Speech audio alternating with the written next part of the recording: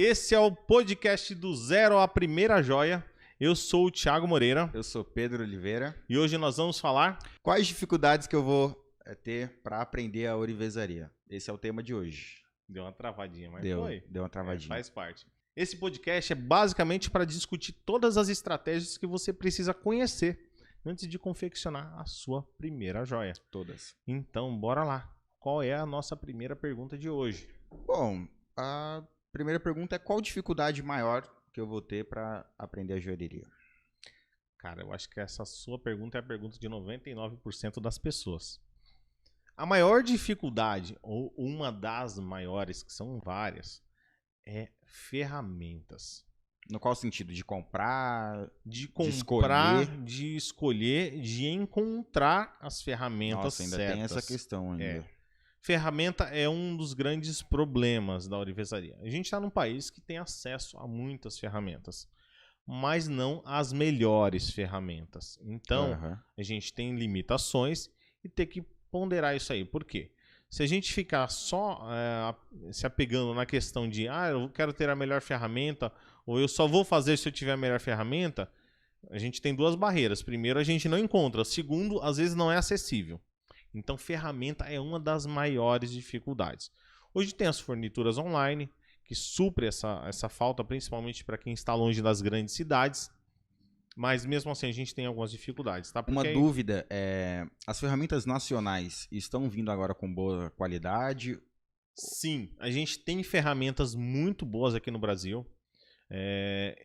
E com qualidade, com durabilidade, que é importante. A ferramenta da ourivesaria, a maioria das ferramentas são ferramentas que duram uma vida. Eu tenho um alicate que eu ganhei de quando eu trabalhava com a Cláudia e eu saí, ela me deu de presente um jogo de alicates que na época já eram usados, já deviam ter, sei lá, uns 10, 15 anos aqueles alicates. Nossa. E eram muito bons.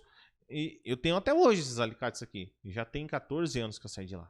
Esses alicates que estão comigo devem ter no mínimo uns 30 anos. Ou seja, se você faz um investimento em ferramentas boas, provavelmente você vai ter pelo resto da vida. Essa é a questão.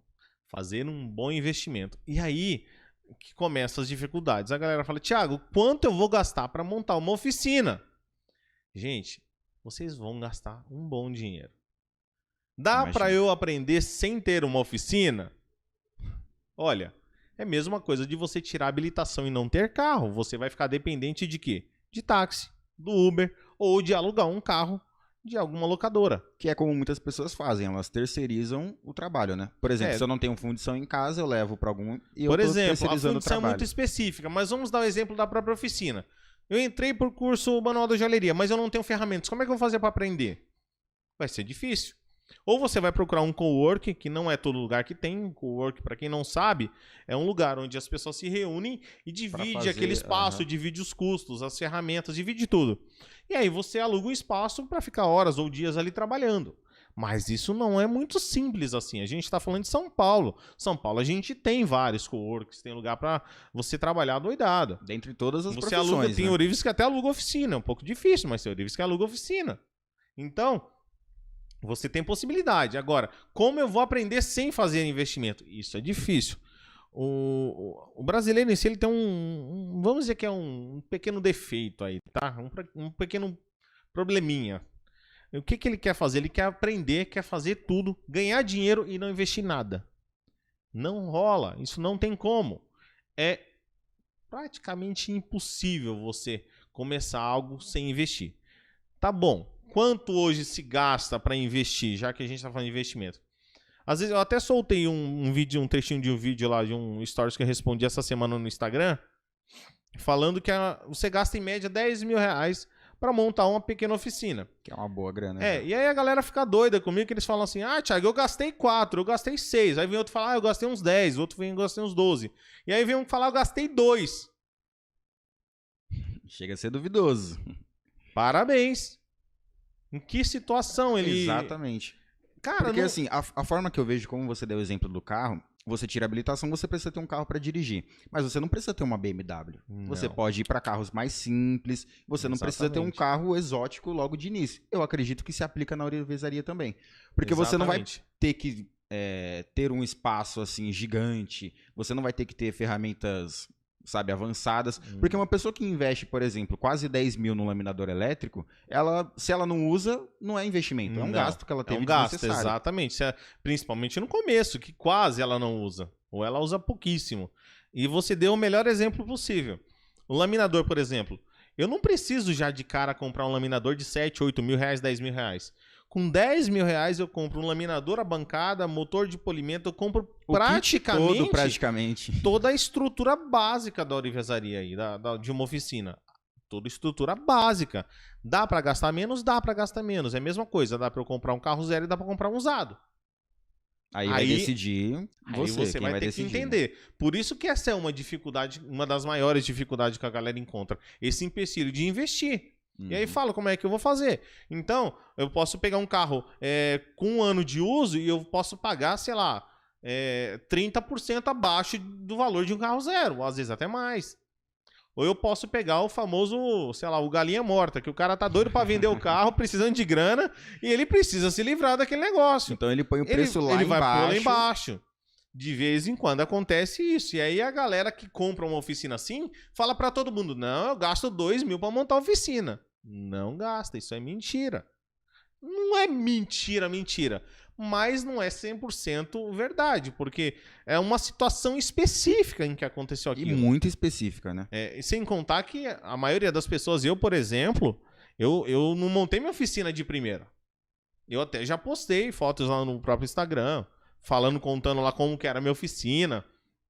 Eu comecei, logo quando eu saí, eu contei no episódio anterior, quando eu iniciei na Cláudia, logo quando eu saí 6 anos depois da Cláudia, ela, inclusive, foi uma das pessoas que me ajudou a montar minha primeira oficina. Então, ela me deu um laminador menor de presente, me deu alguns alicates, me deu várias ferramentas. Ela me ajudou muito a montar a oficina. E aí eu fui comprar bancada e eu não tinha todas as ferramentas. Mas o que eu fiz? Eu não tinha dado de bola, não tinha embutidor, não tinha um monte de ferramenta pesada, que são ferramentas caras, porque é ferramenta de aço. Mas eu me virava com o que eu tinha. Só que eu tinha limitações, tinha trabalhos que eu não podia pegar, porque eu não conseguia executar sem aquelas ferramentas. Você era restrito porque tinha poucas ferramentas. Eu já dominava as técnicas, já conhecia bastante, mas mesmo assim eu tinha limitações. Então o que eu fazia? Eu direcionava aqueles poucos clientes que eu tinha naquela época, que eu estava começando por conta, eu direcionava eles para fazer trabalhos que eu tinha ferramental para aquilo dali. Mas eu não deixava de fazer, e essa é a sacada. A galera fala, se eu não tiver tudo, eu não começo, que é um problema. Aí você vai aumentar uma dificuldade que já existe, que é o investimento. Não, cara, não espera ter tudo, começa com um pouquinho. Inclusive, esse foi um dos motivos de eu criar aquele primeiro curso Joia Sem Fogo, e depois eu não abri mais turmas dele. Porque foi o quê? Tenho dificuldade com ter ferramentas, então você fez um curso assim super compacto na questão de ferramentas, usou a criatividade assim ao extremo e as pessoas gostaram, porque falou, pô, Thiago, consegui fazer uma peça legal com pouca ferramenta. Com pouca ferramenta é a maior sacada de todas. Quem morava em apartamento e quem mora em apartamento não pode ter maçarico, conseguia fazer as aulas. Exatamente. Porque a gente não usava maçarico. É muito louco. E a gente fez peça montada, peça com sobreposição. Cara, tudo sem uso do fogo. Quem entrou para esse curso tem acesso a ele ver as joias que a gente fez lá. Thiago, mas são simples. Olha, mais ou menos. A gente tem desde o basiquinho lá até as coisas mais complexas. Então, é possível começar com pouca ferramenta. Você vai ter dificuldade? Vai ter dificuldade. É a mesma coisa. Vamos voltar à analogia do carro. Eu posso ter uma BMW que tem piloto automático, sensor de estacionamento, que tem um monte de coisas que me facilitam a vida. Só que eu posso ter um carro que eu não tenho nada disso. Inclusive, eu não tenho vidro elétrico, não tenho direção hidráulica e não tenho ar-condicionado. Tô lascado. Você tá lascado. Mas eu vou dirigir e vou ficar com o braço forte. É o CrossFit ao volante, né? Você já faz tudo de uma vez. É isso aí, que é o tal do laminador manual. Sim, que para muitas pessoas é o terror, né? É o terror o laminador manual. E eu adoro laminador manual. Eu tenho elétrico e eu uso toda hora o laminador manual. Eu gosto de usar o laminador manual. Eu acho que não sei, alguma coisa me remete ao início, sei lá. Tem gente que gosta de sofrer. E um detalhe importante, por exemplo, a gente tem aqui o laminador elétrico e o manual. Só que um dos principais cenários, a gente usa o quadro de ferramentas. Só que ali tem muita ferramenta duplicada por aqui tem uma estrutura para escola. Muito bom. Porque tem gente que fala assim, caramba, esse painel de ferramentas é gigante, eu vou precisar comprar milhares de ferramentas. Mas aqui a gente tem 5 alicates iguais, a gente tem vários tamanhos diferentes e quantidades diferentes, porque tem uma estrutura para a escola. Tem. E o pessoal acha que vendo aquilo, nossa, eu vou precisar comprar tudo aquilo ali. E não é assim. É verdade. Isso é Confunde de uma certa forma. Bem lembrado, você pontuou muito bem, Pedro.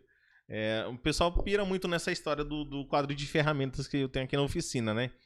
Quando eu fiz esse quadro de ferramentas foi intencional, tá? Poucas pessoas, eu acho que eu nunca falei isso aqui. Eu fiz intencional para chamar atenção. Eu falei... É proposital, galera. Foi intencional, desde o começo. Eu falei, eu tenho um problema sério com a organização, tá? Vou até contar um pouquinho por que do quadro. A gente sabe, eu sei, porque... Eu tenho um problema sério com a organização. Mas para eu me tornar organizado, eu tenho que me obrigar a ser organizado. Então o que eu fiz? Eu falei, eu vou fazer um quadro de ferramentas, porque ao mesmo tempo que eu tenho problema de organização, eu tenho problema com toque também, tá? Então eu não consigo ver nada fora. Então tem que estar tudo no lugar. Então quando eu olho para o quadro de ferramentas e eu não vejo a ferramenta, eu quero achar onde está essa bendita dessa ferramenta para botar no lugar, que eu fico incomodado que ela tá fora. Porque ali fica visível. Então ele realmente obriga a organizar, porque senão o pessoal vai entrar aqui e vai ver uma bagunça. Então, voltando à história da quantidade de ferramentas, por que esse quadro de ferramentas tem tanta coisa assim, tanto alicate? Aqui é tudo por 5, mais ou menos. Porque eu tenho 5 bancadas. Basicamente de 4 a 5 alunos por turma.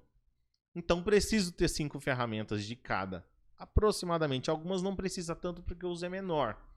Mas alicates, tribulé, martelo, tem de monte aqui. Uhum. Eu não precisaria ter tudo isso. Então, quando a galera olha esse quadro e fala, nossa, quanta ferramenta. Gente, relaxa, não é tudo isso. É bem menos. Sim. A média que se gasta hoje para você ter uma oficina razoável aí é de 10 mil reais.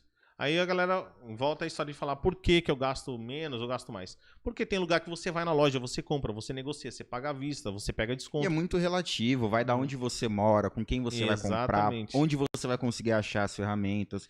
Eu tenho um amigo que comprou e ele quer vender porque ele não tem espaço mais em casa. Ele vai vender para você mais barato. Exatamente. Então você tem que pechinchar e procurar. E olha, entra a segunda dificuldade. Qual a ferramenta certa? Porque eu vou falar de um alicate e não tem um alicate. Tem vários alicates. Daquele alicate eu tenho 3, 4, 5 marcas daquele alicate. E tem aços diferentes, com dureza diferente, com funções diferentes. Qual alicate comprar? Obviamente que, assim como tudo que é mais caro é de qualidade melhor, eu acho que em questão de ferramentas é a mesma coisa.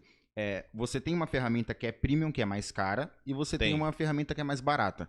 O intermediário na joalheria, ele também funciona? Tipo, eu tenho uma ferramenta que ela não é tão cara, mas ela funciona super bem. Ou eu preciso já investir em ferramenta que é muito boa, que é de ótima qualidade? Depende da ferramenta. Ah, entendi. Porque vai depender do uso. Depender do uso, da constância que você trabalha, se é todo dia, se é uma vez por semana, ou se é uma vez por mês. Ou se você investe também, nunca senta na bancada. Acontece também. A ferramenta vai ser ótima, nunca vai estragar. Nunca vai acontecer nada com ela. Ela vai ficar perfeita para sempre. Isso, exatamente. E aí, tem o tipo da ferramenta. Por exemplo, alicate, eu aconselho comprar de boa qualidade. Não precisa ser o mais caro, o mais top, mas o de boa qualidade. Tem alicates que eu já quebrei vários, tá? Tem alicate que você vai apertar a peça e sai um pedaço... Não da peça, do alicate na sua mão.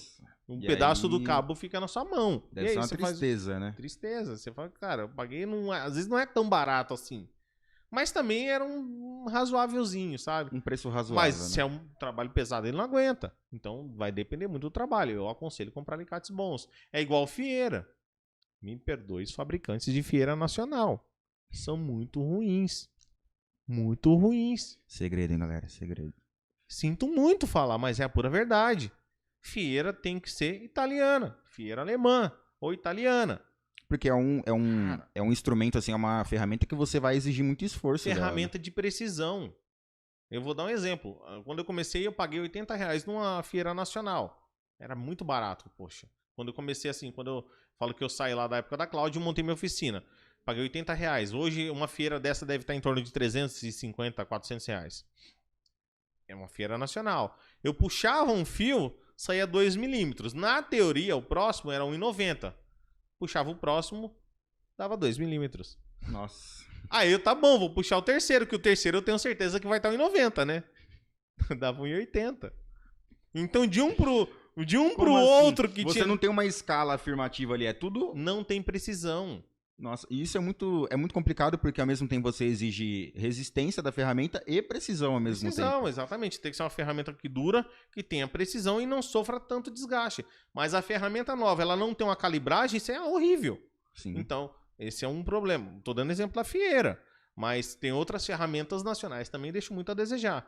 De contrapartida, a gente já tem ferramentas nacionais muito boas. O exemplo de laminadores. É muito, muito raro você ver um laminador importado aqui no Brasil. A maioria dos laminadores que você vê são todos nacionais. E a grande maioria, eu diria que 90% de boa qualidade.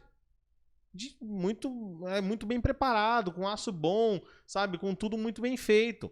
Então, existe também ferramentas de boa qualidade. E aí, quando você começa a entender e comprar as ferramentas, você começa a passar pelas primeiras dificuldades. Aí a coisa vai dando uma aliviada, você começa a entender e ficar mais confortável também. E não investir também um monte de ferramenta louca, cara, que não vai servir para nada. Ou seja, que aí vai ser gasto. Gasto que você poderia estar investindo em prata, em ouro, em materiais para você treinar ou até mesmo executar a peça. Exatamente. Né? Bom, já que o assunto é ferramentas, às vezes alguém te manda assim, Thiago, aconteceu isso com a minha peça. Às vezes ele acha que é por conta do manuseio dele, mas pode sim ser consequência de uma ferramenta que é ruim. Sempre. Sempre? Sempre. Ou não está usando a ferramenta, não digo sempre, mas ele não está usando a ferramenta da forma certa, ou não é a ferramenta certa. Nossa. Então, não tem como. Por exemplo, eu vou puxar fio, eu tenho que ter um alicate de ranhura. A ranhura é para travar a ponta do fio. Se você pegar um liso, ele não vai segurar. Não vai segurar. Thiago, eu não tô conseguindo puxar o fio. Não vai conseguir Caí puxar. Aqui, machuquei o braço. Pô, isso me complica. Aí eu tenho um alicate pequeno para puxar um fio. Tá bom, um fiozinho 0,50, 0,70, 1 milímetro, o que seja. Eu vou puxar um fio de 3 milímetros. Aquele alicate vai dar? Não vai dar. O alicate de pressão vai dar? Vai dar, mas eu vou sofrer para puxar um fio grosso. Aí tem outras ferramentas. Tem o jacaré, que é para diminuir a pressão, a força que a gente faz. E vai facilitar o trabalho. Vai, né? Eu preciso ter um jacaré. Eu tenho aqui e nunca uso. Entendeu? Ele só ocupa espaço pra gente fazer gravação. Espaço, exatamente. Só. Esses dias caiu no meu pé. É tipo isso. Então faz parte. Eu quase não uso. Já usei outras vezes. Mas sabe contar, né? Quantas vezes usou. São poucas. E é uma ferramenta relativamente cara. Pro uso que ela tem é caro. Mas quando eu preciso, ela resolve o meu problema. Então, eu preciso ter tudo? Não precisa ter tudo. Começa pelo básico. E vai melhorando. Entendeu? Bom, isso aí é muito legal. Agora, me responde uma coisa. Tem gente que falava assim, eu achava que era difícil fazer joias. E depois eu descobri que não é. Que é fácil, que é simples. Você acha que isso é por conta do quê? Talvez o que as pessoas veem assim em relação às joias, elas se assustam. Nossa, isso é muito difícil. Ou é a prática que vai fazendo com que a pessoa Depende muito da referência aprenda. Que ela tem. De quem a ensinou ou onde ela está aprendendo. Tem gente que tem um prazer de ensinar as coisas com facilidade e clareza. E tem gente que gosta de ensinar de uma forma difícil. E eu já me deparei com pessoas que gostam de ensinar da forma difícil. E eu nunca entendi por que a pessoa ensinava daquele jeito. Mas é uma opção de cada um. É uma forma que ela encontrou, assim. Talvez é a única forma que ela saiba ensinar. E aí a pessoa vai sofrer para aprender. Entendeu? Ela vai ter mais dificuldade, vai demorar mais. É fácil joalheria? Vamos usar uma palavra que é assim. Aprender joalheria é simples. Mas não é fácil. É simples, mas não é fácil. Então, o simples é a gente ser objetivo, ser direto e ser prático. Quando dá, é claro. Nem todo tipo de trabalho dá para ser claro. Às vezes vai exigir uma coisa complexa. Às vezes vai exigir, tudo e a praticidade não existe ali, mas quando você pode ser prático, tem que ser prático. Mas vai ser simples a execução? É muito simples. Eu vim aqui falar para você, a construção... Eu vou dar um outro exemplo daqui a pouco, mas vou falar. A construção de uma joia é derreter o material, virar no cadinho... aliás, derreter no cadinho, virar na lingoteira, laminar, serrar, soldar, dar acabamento, lixar, polir e pronto. É simples. Foi simples. É simples. Vai fazer pra ver. Vai fazer. Não é fácil. Só que tem gente que ensina assim como fazer uma aliança. A arte de fazer uma aliança vem da Idade Média, quando... E aí pronto, já deu sono, né? Nossa. Tudo bem. E aí a já pessoa tá continua, tá? dormindo já no E meio aí, da aula. o cadinho, ele foi desenvolvido com material, e o bórax é para proteger o cadinho. Cara, tudo bem explicar como fazer isso. Tem um vídeo lá no canal que eu explico. Eu não posso, não é que eu não posso, eu não preciso fazer isso durante a aula, entendeu? Eu posso facilitar a vida do meu aluno. Sei lá, com uma apostila, com vídeo, alguma coisa que ajude ele a aprender isso sem que ele perca tanto tempo. Aí, eu vou lá, terminei de explicar o cadinho, eu explico para ele os 10 tipos de lingoteira que tem. E as 500 formas de se fazer um lingote. Só que ele só quer fazer uma aliança. E aí eu venho e explico os tipos de laminador, o que é laminação, Nossa. eu explico a teoria da laminação. A história da laminação. Cara, ele vai demorar um mês para fazer uma aliança se ele vier todo dia aqui no ateliê. E ele não vai fazer aliança se bobear, porque no terceiro dia ele não vai aparecer. É aí que já acontece o overload de informação, né? E às vezes informação que é desnecessário no momento. Aí eu vou dar um exemplo. Por isso que se torna uma dificuldade em alguns casos. A criança, quando ela começa a falar conjugando o verbo, fazendo tudo bonitinho, tudo no plural. Não começa. Não fala assim. Meu filho começou a falar com 3 anos. E, inclusive, a Tchelle ficava desesperada. O Eduardo não vai falar nunca. E eu ficava, não se preocupe. Quando ele começar a falar, você vai pedir pra ele parar. E hoje tem que pedir pra ele parar. Ó, ele tá com 5 anos e meio. E ele já fala bonitinho, já fala certinho. Me chama de Predo.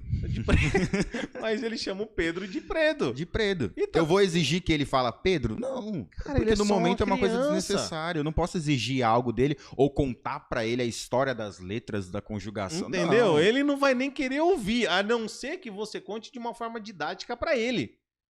Aí, Que é do interesse dele. do interesse dele. Você vai ter que fazer um desenho de 24 horas. Pra ele Que é fazer. exatamente o que pode acontecer. Exatamente. Então, às vezes, eu tenho que procurar uma forma mais didática para cada aluno, para não dificultar, porque as pessoas, a gente não tem que, quem está ensinando, não tem que pensar que todo mundo tem a mesma mentalidade, a mesma forma de enxergar e aprender. Tem formas diferentes de aprender e tem formas diferentes de ensinar. Por isso que a ourivesaria é uma arte muito longa e de muitos anos. Porque não é assim. Aí vem uma das perguntas que eu recebo assim, quase que diariamente, no Instagram e no YouTube. Quanto tempo eu demoro para ficar bom, Thiago? Cara, depende. O que você quer da sua vida? Qual é o seu objetivo, Qual que é o seu objetivo? Exatamente. Qual é o seu objetivo?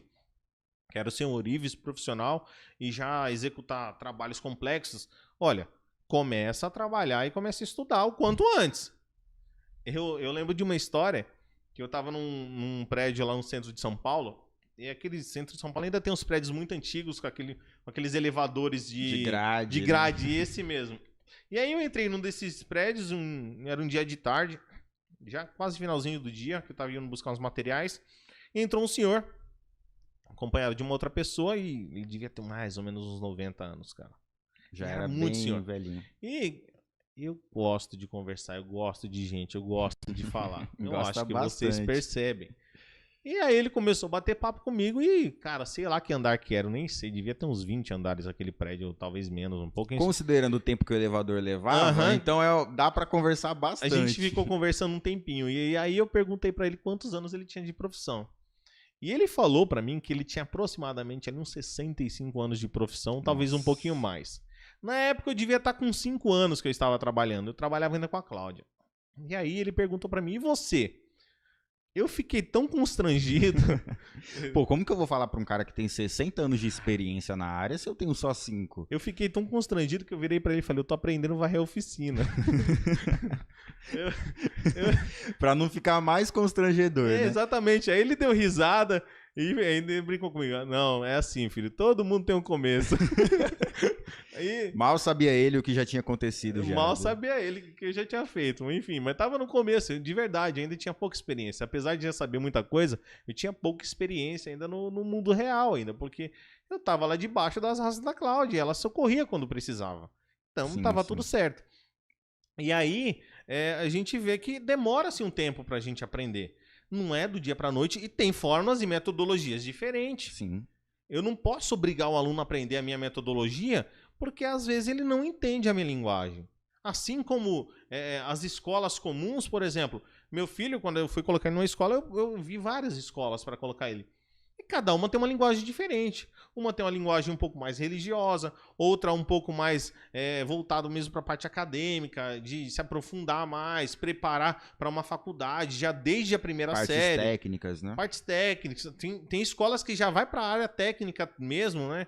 E tem escolas que, não, deixa a criança desenvolver no tempo dela e tá tudo certo. Ela tem que brincar. Com 10 anos, se ela não souber ler, tá tudo bem. Cara. E aí, por exemplo, eu não vou julgar a forma que uma escola ensina, porque se não é aquela que eu não quero, entendeu? Exatamente, é só uma forma. E tem gente que se adapta àquilo dali e gosta daquilo ali, tá tudo certo.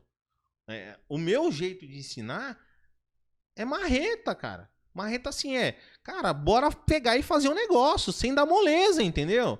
Os meus alunos aqui no ateliê, eles viam como é que eu trabalhava aqui.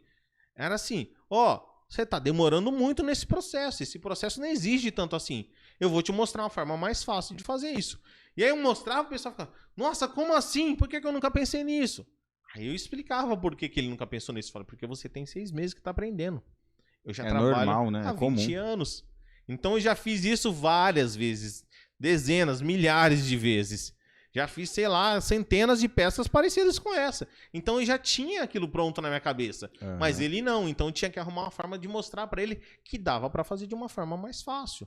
E atingir um bom resultado, que não é fazer mais fácil, fazer de qualquer jeito, não. Tem que fazer fácil, porém fácil e prático, porém tem que ter um bom resultado. Exatamente. Então, depois das ferramentas, a dificuldade mesmo é arrumar uma metodologia que se adapta mesmo, que a pessoa curta, que gosta daquilo dali, né? E aí entra, que eu não vou nem falar muito disso nesse episódio, mas enfim, a questão do presencial, do online.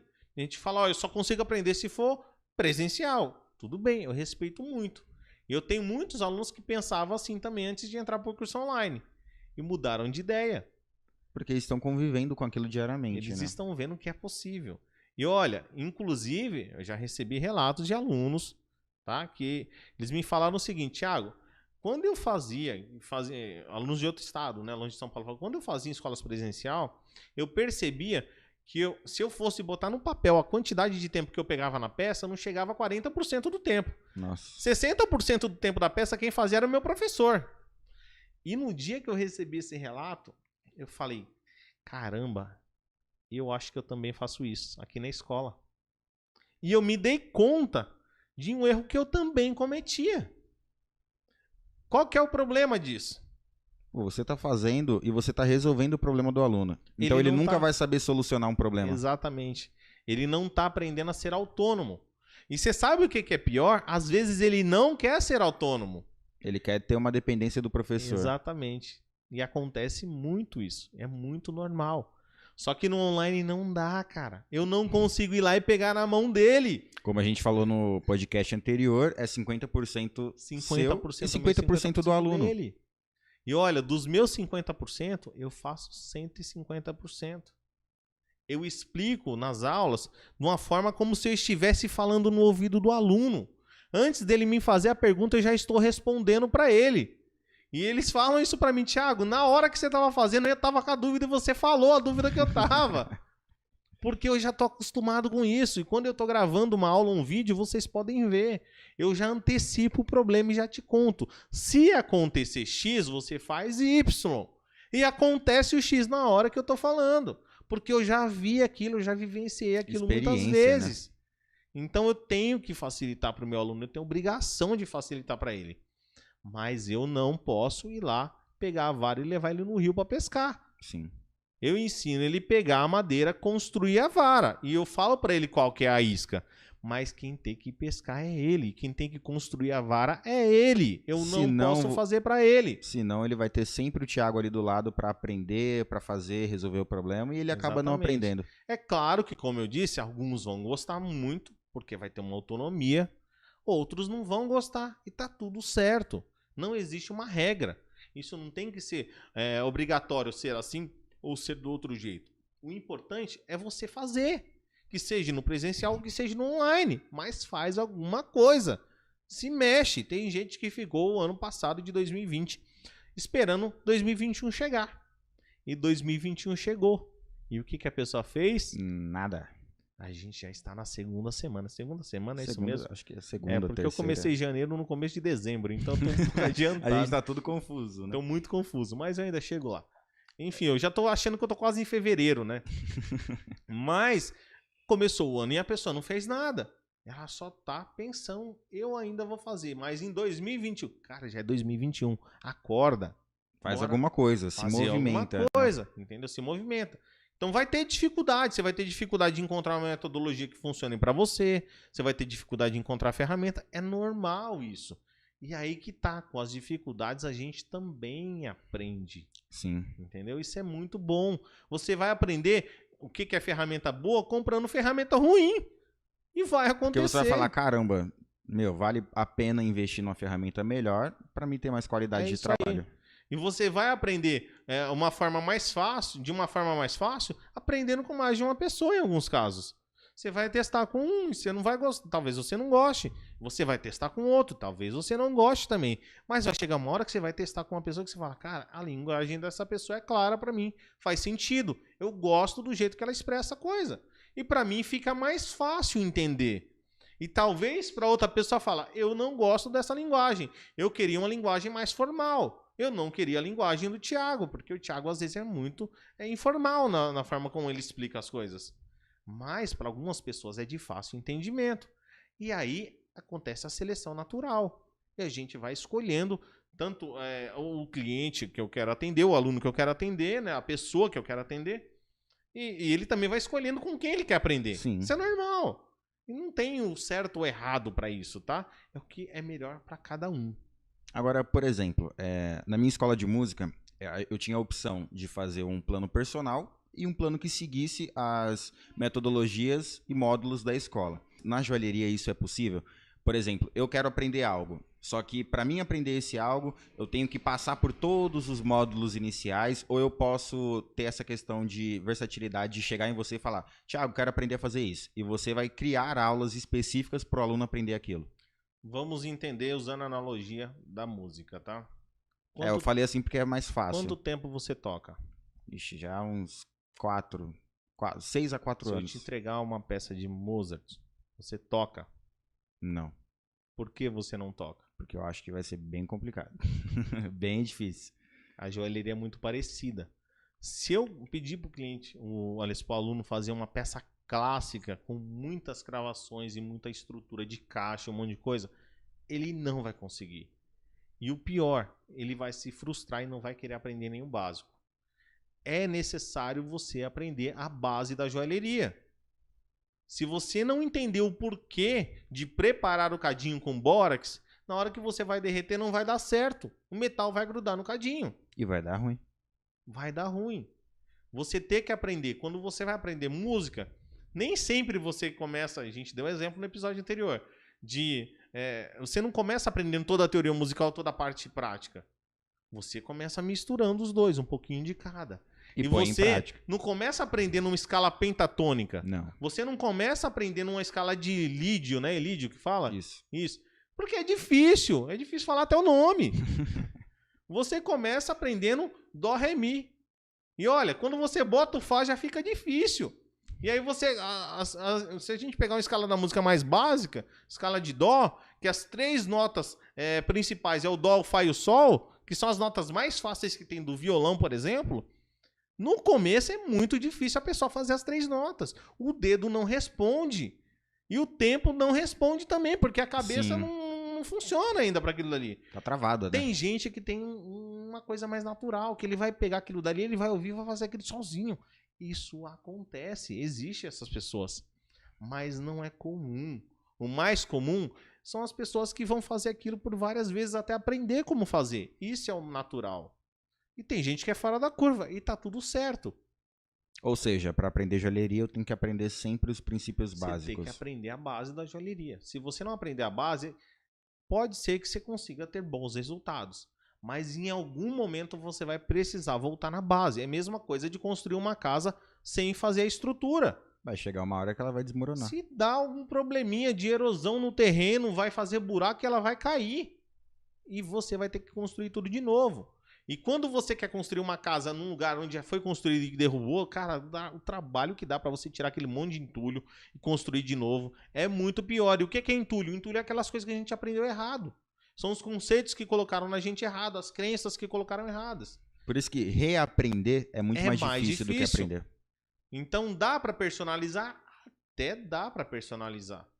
Quando a gente fazia aqui na escola com os alunos, as aulas presenciais, a gente conseguia personalizar. Mas eu tentava ao máximo colocar o conceito da parte estrutural da joalheria.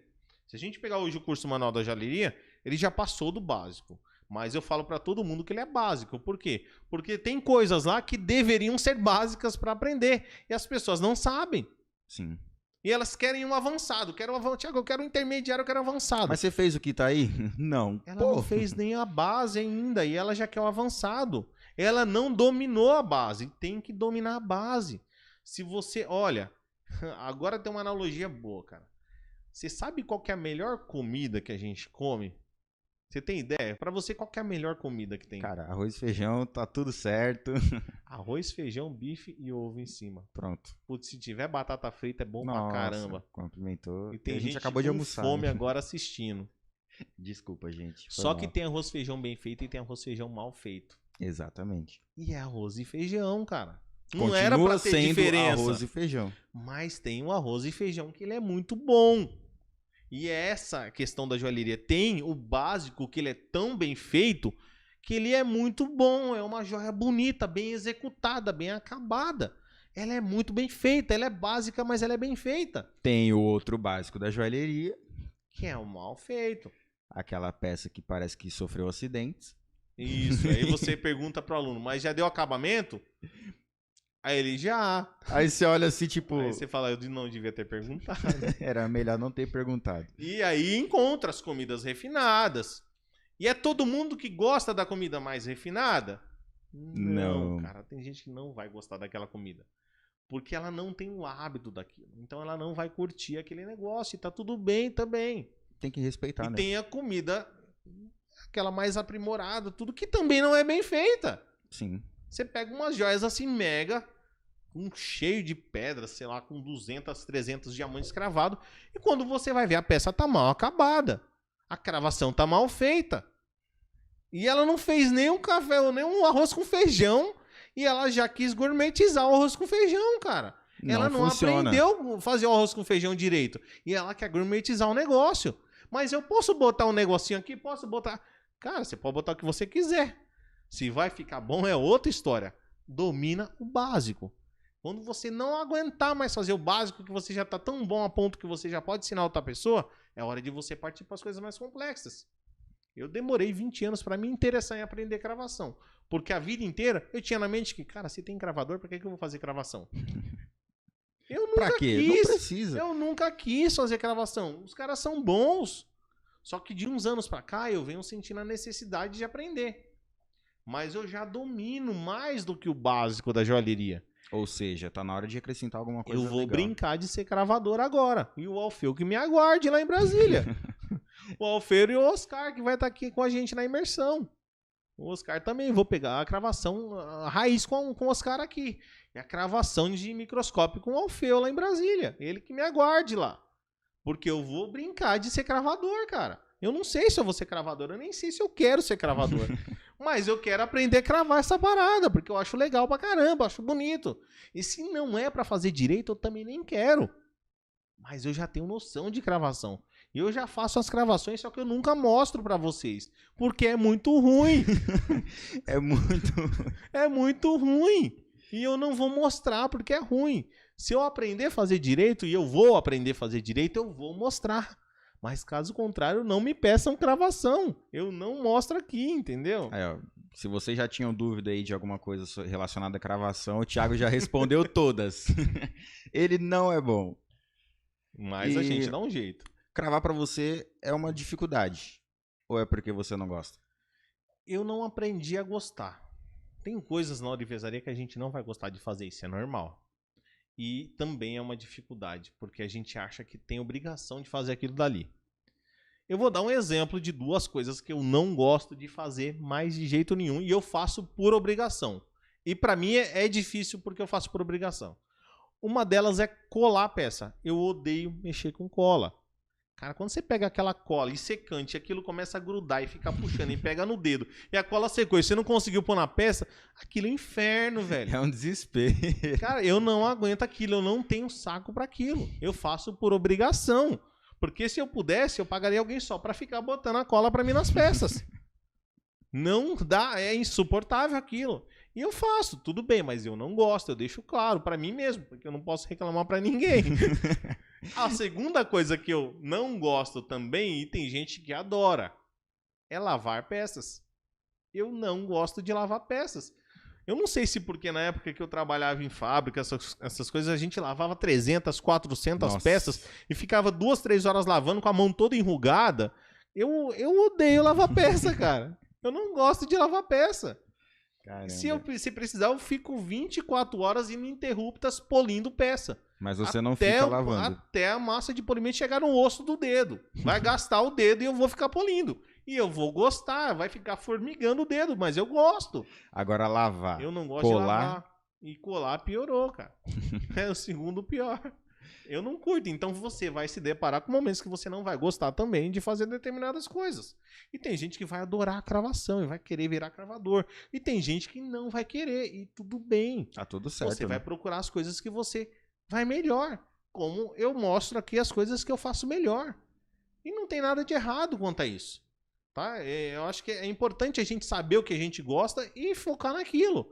Ao invés de ficar tirando pra tudo que é lado e fazer tudo mal feito. Exatamente. Eu toco 5 instrumentos. Senta aí na bateria, toca aí guitarra, você vai ver que... Não sobra nenhum. Não sobra nenhum. Já passamos por exemplos claros Agora disso. foi, exatamente. Eu sei do que estamos falando.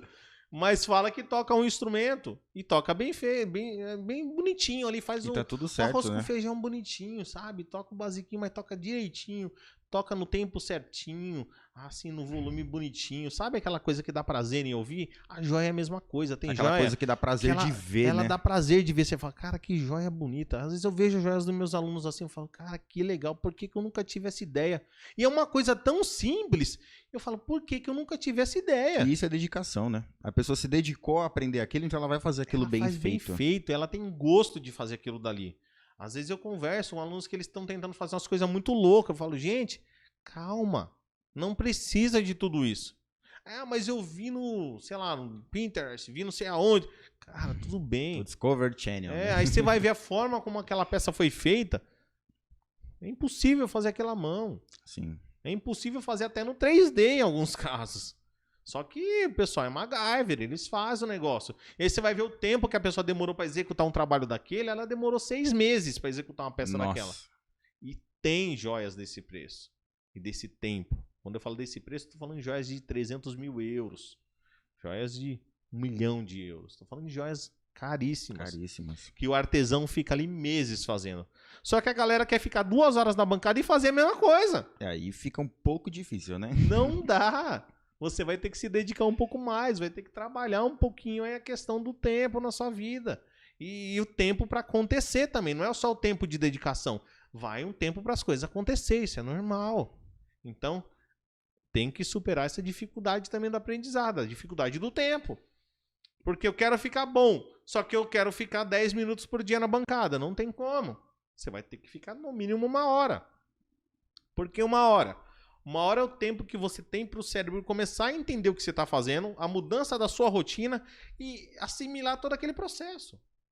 Pô, muito legal. E você já deixou bem claro como que eu supero essas dificuldades, né? Dedicação.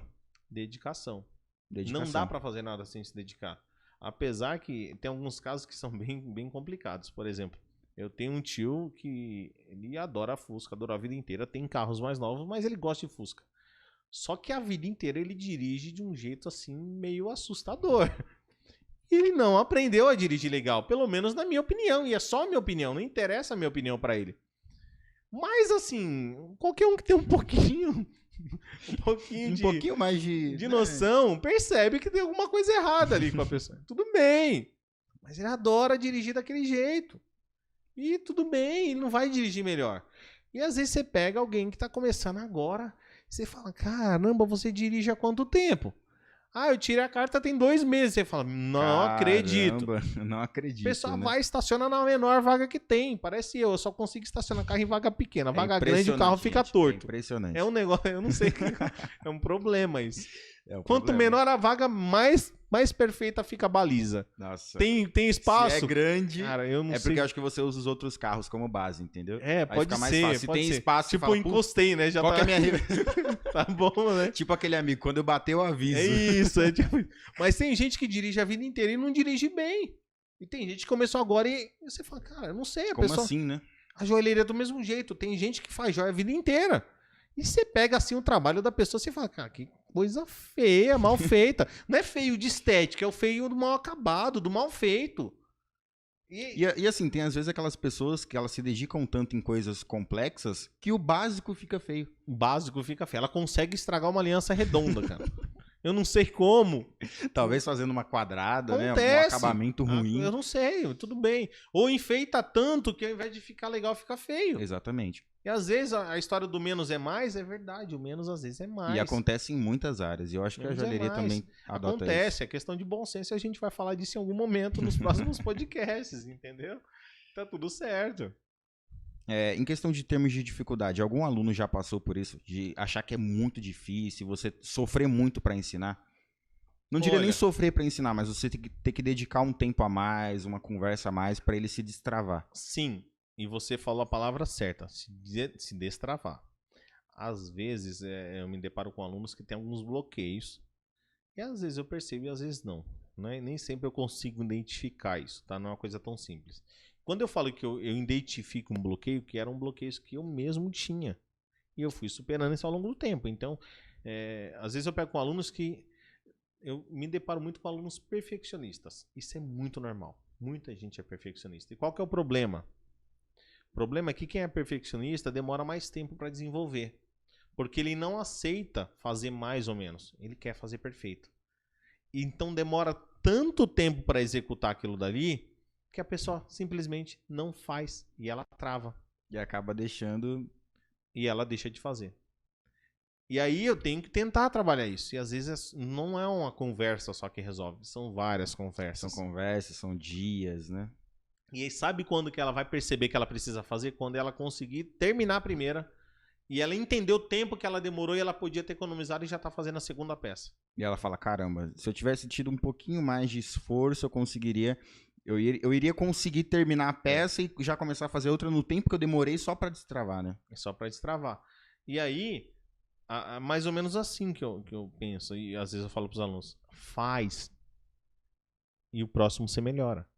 O primeiro não vai ficar bom. Tudo bem não vai ficar bom. A gente acha que tudo tem que ser lindo. Tudo tem que ser perfeito. A gente vê os filtros de foto do Instagram e as peças estão maravilhosas, né? Mentira. A prata tá cheia de mancha, tá? Sim. E às vezes nem um filtro cobre. Que eu vejo. Gente, o Photoshop tá aí, tá? Nunca se esqueçam dele. O Pedro pode dar uma aula de Photoshop Isso pra gente. é muito difícil, porque às vezes você vê aquele negócio assim, pô, tá tão bonito. Mas aí você dá uma pesquisadinha, mas você fala, meu, mas tá muito tratada, tá com muita, sabe? Mas você sabe o que é importante? A pessoa fez. Sim. Tudo bem, e no próximo melhora. E essa que é a ideia que a gente tem que ter. Faz e depois melhora. O segundo vai ser melhor, e o terceiro vai ser melhor que o segundo, e o quarto vai ser melhor que o terceiro. E assim a gente vai aprimorando a técnica, vai melhorando, vai refinando. Sim. E é assim que funciona. Então tem muito aluno que chega com dificuldade. Mas a grande maioria das vezes é essa questão mesmo de parar nos pequenos detalhes. Se apegar muito aos detalhes. E aí fica improdutivo. Então, não é que você tenha que fazer de qualquer jeito. Jamais. Você tem que fazer bem feito, mas Sim, dentro tem que das ter suas aquela possibilidades. dedicação, né? Tem que ter. Mas você pode ser um pouquinho mais prático às vezes. E menos detalhista. Principalmente no começo. Vai chegar a hora que a gente vai precisar ser detalhista. Como tem aulas dentro do curso que o aluno precisa ser detalhista. Sim. Se ele não for detalhista, ele não consegue fazer. Mas ele vai fazer a primeira vez e vai ficar mais ou menos. E na segunda vai ficar melhor, na terceira vai ficar melhor. Apesar que tem uns que só querem fazer uma vez. E é difícil, eles não querem e não fazer de querem novo. mais, né? Não querem fazer de novo. Mas eu insisto, vamos lá, gente, vamos fazer essa parada. É assim mesmo. Se tem algum problema, assim, na confecção de uma peça e você vai lá e resolve, o aluno, ele se espanta? Tipo, nossa, mas eu achei que era tão simples, eu achei que fosse mais Na verdade, eu achei que fosse mais complicado e fica aquela coisa. Tipo, qual é a reação deles quando você resolve um problema? Isso aí é o pensar fora da caixinha, tá? A gente sempre vai muito pelo óbvio quando tá fazendo qualquer coisa. A gente acha que tudo é muito óbvio, tá? E não é óbvio. Inclusive, às vezes eu fazia, logo no começo eu fazia alguns posts no Instagram e o pessoal mandava assim, Thiago, mas isso é óbvio. Aí eu falava assim, ô fulano, mas você tem quanto tempo que você trabalha? Eu tenho 35 anos de profissão. Pra você, obviamente, vai ser óbvio. Pra você é óbvio. Pra quem tá começando agora e chegou agora no meu Instagram, ele não sabe do que eu estou falando. Inclusive, nesse momento eu estou falando de ourivesaria. Não parece, mas eu estou falando de ourivesaria. Entendeu? Entendi. Então, não é óbvio, gente. Vocês têm que fazer a parada. E olha, às vezes você fala, cara, é só limar a solda. E às vezes não é só limar a solda para o aluno. Às vezes é limar a solda e depois pôr mais solda e depois limar de novo. E às vezes você fala, cara, esse buraquinho é superficial. Você vai limar e ele vai sair. E ele quer botar um pedaço de fio para tampar o buraquinho que tá na peça. E às vezes é só limar a solda. Mas para ele não é óbvio, entendeu? Para mim talvez seja, mas eu não deixo isso claro para ele que é óbvio. Eu falo para ele, olha, buraco na solda acontece por causa disso. Aí ele fala, agora eu entendi. Entendi. Foi porque eu não pus soldaram direito ou porque eu não pus tanto de solda que precisava. Aí vem a pergunta, mas como eu resolvo, Thiago? Opa, é tudo que eu quero ouvir. Thiago, como eu resolvo? Passa a lima. Pronto. Aí ele olha assim com aquela cara. Tem certeza? É só isso mesmo? Passa a lima. E se não sair? Aí a gente vai tentar a segunda opção. Qual que é? Eu ainda não sei, mas a gente vai descobrir. A gente vai estimular, né? A gente vai descobrir essa ideia, porque a gente não sabe tudo. Tem hora que eu não sei. E quando eu não sei, eu falo que eu não sei. Eu não tenho que saber tudo. Você não tá errado nisso. Thiago, mas você é o professor. Tudo bem. Mas, olha, eu acho que nem Einstein sabia de tudo. Nem Pitágoras sabia fazer todas as contas. Porque eu vou saber tudo, né?